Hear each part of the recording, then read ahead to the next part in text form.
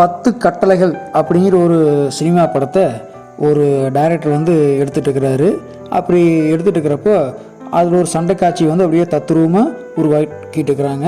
அப்படி வந்து காட்சி வந்து அருமையாக எடுக்கிறதுக்காக வலதுபுறமும் இடதுபுறமாக அதே சமயம் உயரமான இடத்துலையும் வச்சு கேமரா வச்சு அதாவது அந்த சண்டை காட்சியை எடுக்கிறதுக்காக ரெடி ஆகிட்டு இருக்கிறாங்க.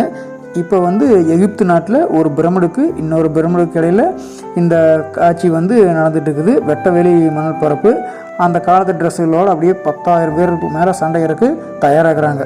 எல்லாம் ரெடி. வானத்தை நோக்கி டைரக்டர் வந்து அப்படியே ஒரு சுட்டு ரெடி ஸ்டார்ட் கேமரா ஆக்ஷன் அப்படின்னு சொல்லி போட்டு டைரக்டர் சொல்கிறாரு. அந்த பிரம்மாண்டமாக சண்டை காட்சி வந்து ஆரம்பிக்குது. அப்படியே சண்டை நடந்துகிட்டு இருக்குது. கேமராக்கள் வந்து அந்த இதை வந்து எடுத்துகிட்டு இருக்குதுன்னு சொல்லி டைரக்டர் நினச்சிட்டு இருக்காரு. அப்போது 10 நிமிஷம் அப்படியே ஓடுது. அதை பூரா ஜம்முன்னு எடுத்து முடிச்சாச்சுன்னு சொல்லி போட்டு டைரக்டர் வந்து கட் கட் கட் அப்படின்னு சொல்லி போட்டு சொல்கிறாரு.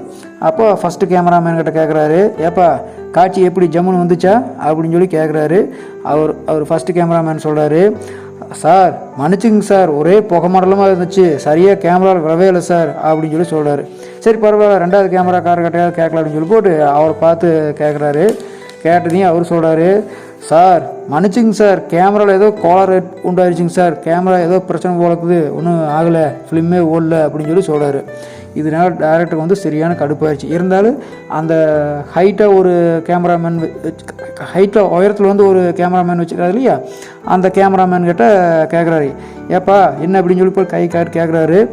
அந்த ஆள் சொல்கிறாரு, சார் நான் எப்போ ரெடி சார், ஸ்டார்ட் கேமரா சொல்லுங்கள் பிடிச்சிடலாம் அப்படின்னு சொல்லி சொன்னாமா. இதை கேட்டதே டைரக்டர் தலை சுற்றி டக்குன்னு அந்த இடத்துலையே கீழே விழுந்துட்டார். இந்த சம்பவம் மூலிமா நம்ம தெரிஞ்சுக்க வேண்டிய விஷயம் என்னென்னா, தகவல் தொடர்புங்கிறது மிக மிக முக்கியமானது. அப்படி இல்லாட்டி இப்படி தான் ஆயிரும் அப்படிங்கிறத நல்லா தெரிஞ்சுக்கணும். கதை கேட்ட உள்ளங்களுக்கு மிக்க நன்றி.